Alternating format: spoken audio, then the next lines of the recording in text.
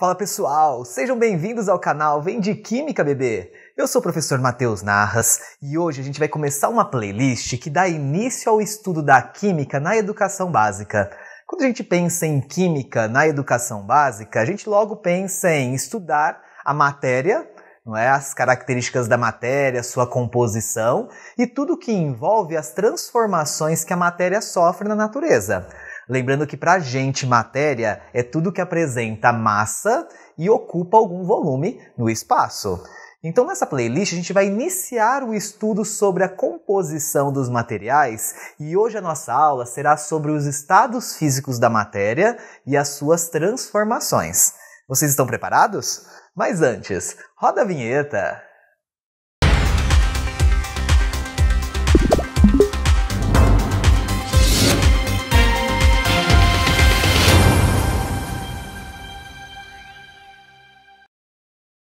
Para a gente iniciar o estudo da química, não tem como a gente começar de uma forma diferente senão falando um pouquinho sobre os estados físicos da matéria, concordam comigo?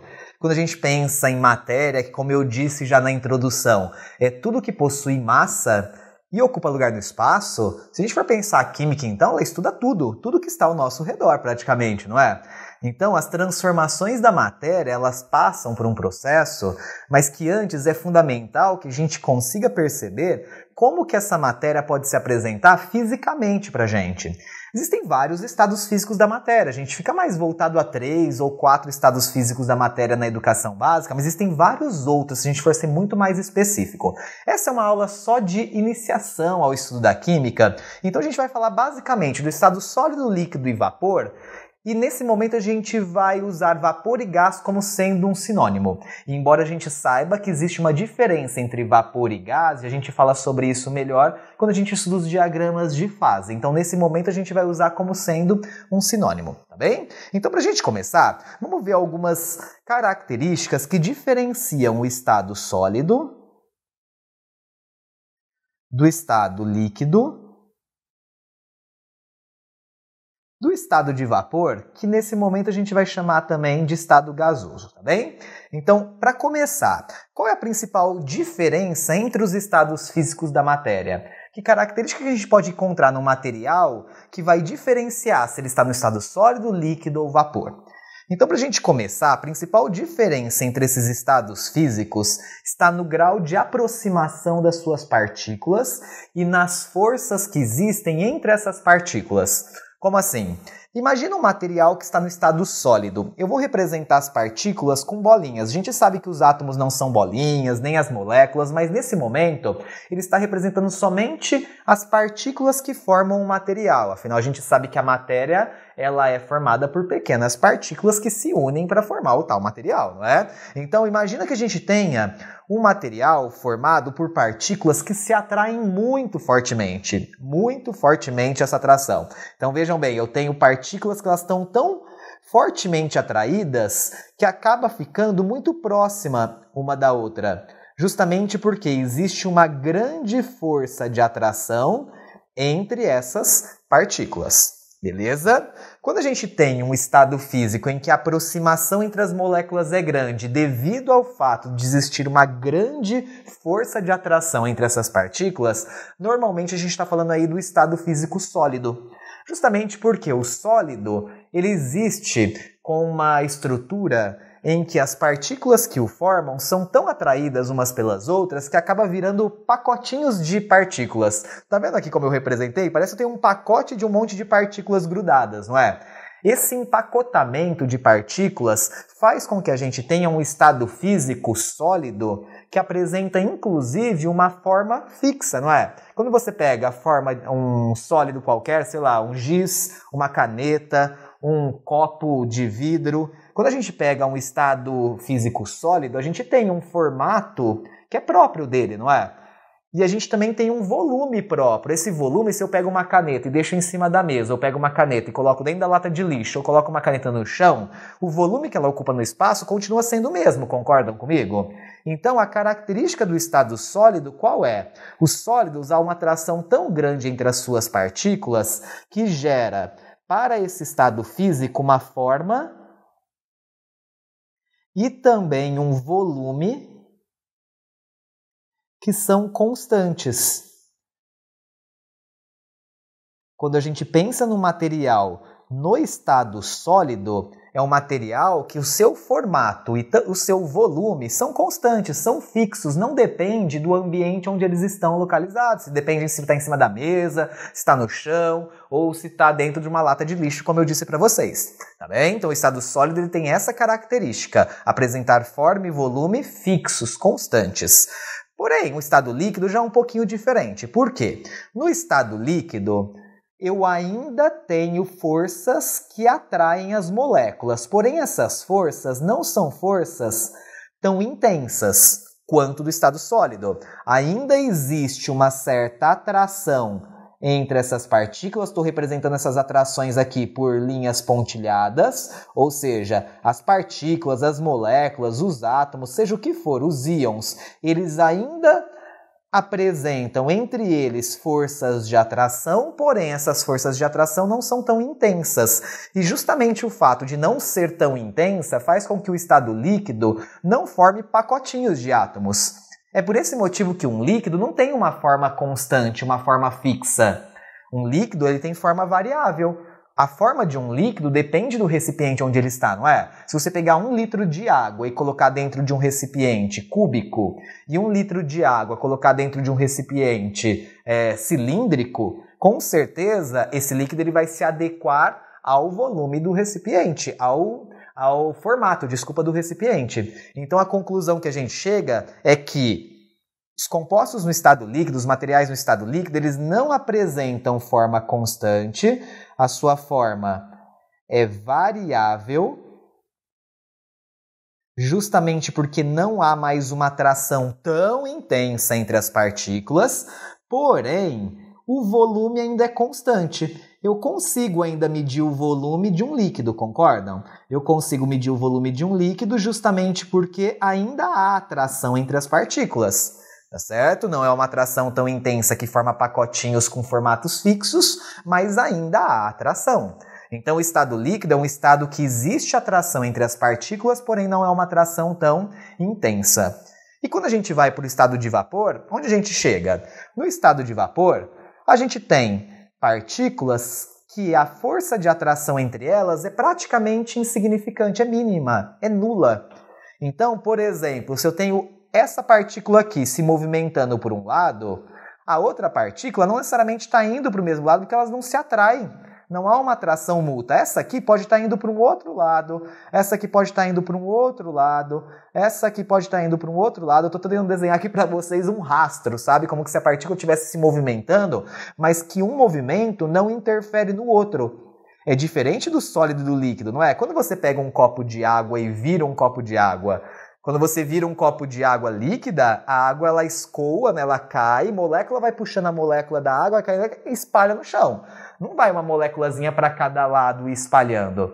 É diferente de um vapor. O vapor, como não há uma força de atração entre as partículas, essas partículas não têm um movimento influenciado pelo outro, pela outra partícula. É por esse motivo e pela ausência de atração entre as partículas no estado de vapor ou no estado gasoso, que a gente não tem uma forma nem um volume constantes. Tanto a forma quanto o volume de um gás ou de um vapor são variáveis. Vapor ou gás tem volumes e formas variáveis. Então, o que vemos aqui, pessoal, é uma diferenciação bem básica dos estados físicos da matéria, o estado sólido, líquido e o vapor e gás, que nesse momento estamos usando como sinônimos, como eu disse na aula. Certo? É importantíssimo que vocês percebam que o estado sólido, as partículas estão muito agregadas, formando pacotinhos de átomos, ou de moléculas, ou de íons, justamente porque há uma atração muito intensa entre essas partículas. Quando você pega, por exemplo, um copo, o copo está cheio de água sólida, gelo. Por exemplo, você vira esse copo e deixa o gelo cair. O gelo ele cai num formato fixo, concordam? Justamente porque cai um pacote de átomos. Um pacote de átomos que representa o estado físico sólido. Quando a gente pensa agora na água líquida, como eu falei há pouco tempo aqui na aula, eu pego lá o copo de água líquida, viro, cai um pacote de átomos? Não cai, porque ela não está sólida. Porém, a molécula de água ela vai puxando uma outra no estado líquido até cair, chegar ao chão e escoar, né? Espalhar. Ou seja, ainda tem uma força de atração entre as moléculas, porém essa atração não é tão intensa que cai um pacote. Mas as moléculas ainda caem relativamente juntas, tá certo? Justamente por quê? Porque o líquido ele ainda tem um volume, que é um volume constante, porém a forma não é fixa. Agora, quando a gente vai pensar num vapor ou num gás, nada disso, né? Um vapor ou um gás não tem nem forma, nem volume fixos, porque eles dependem do recipiente onde eles estão localizados. Você consegue pegar, por exemplo, um recipiente, se ele for um recipiente bem resistente, que cabe 1 litro ali dentro, mas injetar uma quantidade maior de gás aqui fora. Ou seja, pressionar um gás lá dentro, porque ele vai se adequar ao volume do recipiente. É lógico que se você colocar e injetar um gás numa quantidade muito maior que aquele volume ele suporta, pode acontecer uma ruptura do recipiente, né? Uma explosão aí, sei lá, algo do tipo. Mas a gente sabe que um gás normalmente ele se adequa ao ambiente tanto quanto ao seu volume, quanto ao seu formato. Tudo bem? Então o que a gente vai fazer agora, para a gente finalizar a aula, é falar um pouquinho sobre as transformações que os estados físicos eles podem passar. Bora lá então? Para começar a falar sobre as mudanças ou as transformações, né, de estado físico, lembrando que a gente vai falar das transformações ou das mudanças de estado físico, sólido, líquido, líquido, sólido, líquido, vapor, ou seja, esses estados físicos que a gente falou aqui na lousa anterior, tá bem? Então imagina que a gente tenha o estado físico sólido, o estado físico líquido e o estado físico de vapor, que aqui a gente vai representar também como sendo o estado físico gasoso, ok? Quando a gente tem a transformação de um sólido em um líquido, essa transformação é denominada transformação fusão. A fusão é a mudança do estado sólido para o estado líquido. Quando você tem a mudança do líquido para o vapor, cuidado aqui que existem muitos nomezinhos que a gente utiliza para representar essa transformação. Porém, a gente não pode usar o nome que a gente quiser num determinado momento. O nome que você nunca erra para representar a transformação de líquido para vapor é vaporização. Então, se você quiser falar que um líquido está mudando para o estado físico vapor ou gás, a gente fala que é uma vaporização. Embora existam alguns tipos de vaporização, e eu vou até colocar um asterisco aqui que já eu vou falar dos tipos de vaporização que existem, tudo bem? Então, quando um sólido vira líquido, a gente chama isso de fusão. No corriqueiro a gente fala derretimento, não é? Mas o termo técnico é fusão. E quando um líquido vira vapor, a gente chama de vaporização. É possível também acontecer uma transformação direta do estado sólido para o estado de vapor. Isso também é possível, tem algumas substâncias que fazem essa mudança diretamente. A gente vai ver melhor isso em diagramas de fase. Mas a mudança do estado sólido para o estado de vapor a gente chama de sublimação. Então aqui a gente tem algumas transformações, que é a mudança do estado sólido para o líquido, do líquido para o vapor e do sólido diretamente para o estado de vapor. E a gente também tem os processos de volta. Eu tenho um líquido que ele pode virar sólido, né? A gente não congela os materiais, a gente fala congelar, mas o termo técnico para a gente falar líquido sólido é solidificação. Então quando a gente diz que o material solidificou, a gente está dizendo que esse material passou do estado líquido para o estado sólido. A transformação do estado de vapor para o estado líquido a gente chama de liquefação. Pode ser chamado também de condensação. Vocês já devem ter ouvido esse nome nos exercícios ou então nos seus estudos. E a gente também tem a volta direta. Da mesma forma que um sólido pode ir para o estado de vapor diretamente, o vapor pode voltar para o estado sólido também. Muitos livros trazem aqui como nome sublimação também. Eu prefiro ser diferente aqui, diferenciar a sublimação da volta, e eu chamo de ressublimação. Porém, tanto sublimação quanto ressublimação podem ser usadas para o processo de volta. Então aqui a gente tem os processos de mudança de estado físico e os nomes que cada processo recebe. Então é importantíssimo que vocês saibam essa nomenclatura, porque muitas vezes em um exercício ele aparece com um nomezinho e não mostrando, foi do líquido para o vapor ou foi do sólido para o líquido. Tá? Esses processos que eu representei aqui com a caneta branca, sublimação, a fusão e a vaporização, que são os processos para lá, tá certo? São processos que eles ocorrem de que forma? Para um sólido virar líquido ou para um líquido virar vapor, o que a gente precisa fazer? Esses processos de ida, eles acontecem normalmente quando você aquece o material, concordam?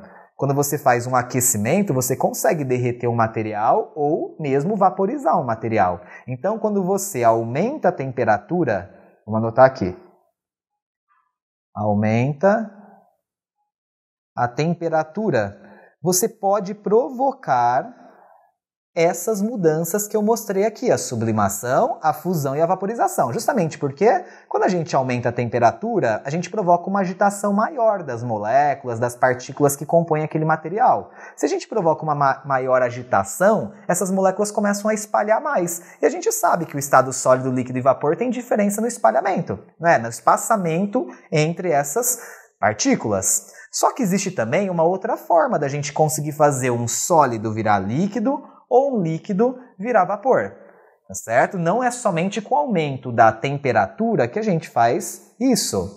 A gente pode também provocar essas mudanças de estado físico diminuindo a pressão. Concordam comigo que se eu tenho um líquido e eu quero fazer as moléculas desse líquido se espaçarem mais para o estado de vapor, basta eu diminuir a pressão que está sendo submetido a esse líquido? Se eu conseguir diminuir a pressão a ponto das moléculas se espalharem mais, eu também consigo alterar o estado físico. Então existem duas formas da gente fazer a fusão, a vaporização e a sublimação, que são os processos que estão em branco. Ou a gente aumenta a temperatura ou diminui a pressão, ou faz os dois ao mesmo tempo. Esses processos que acontecem com o aumento da temperatura, a gente chama de processo endotérmico. A gente vai falar melhor disso, com certeza, né, em termoquímica. Mas já adianto que a fusão, a vaporização e a sublimação são processos que são chamados de processos endotérmicos. Processos físicos, porque só alteram o estado físico. Já os processos de volta, que eu representei aqui de azul, esses processos, a solidificação, a liquefação e também a ressublimação, eles acontecem de que forma? Se você diminuir a temperatura, concordam que se a gente resfria um líquido, quando a gente faz isso colocando um líquido no congelador, ele tende a solidificar. Então, se a gente diminui a temperatura, a gente pode solidificar o material, pode liquefazer ou pode ressublimar o material. Só que além de diminuir a temperatura, uma outra forma que a gente pode também transformar esses estados físicos é fazendo um aumento de pressão. Imagina eu quero fazer um líquido solidificar, ficar sólido, eu quero aproximar as moléculas. Se eu pressionar essas moléculas até essa pressão, fazer com que as moléculas fiquem próximas, como no estado sólido, eu consigo também alterar o estado físico. Então o aumento da pressão também é um fator que pode nos ajudar a solidificar um material, a liquefazer ou a ressublimar. Esses processos de volta que ocorrem com diminuição ou liberação de calor, diminuição de temperatura, a gente chama de processos exotérmicos. Tudo bem? Então a gente tem mudanças de estado físico endotérmicos e mudanças de estado físico exotérmicos. Beleza? Para a gente finalizar nossa aula, eu vou só simplesmente mostrar para vocês os 3 tipos de vaporização. Lembra que eu fiz um asterisco aqui?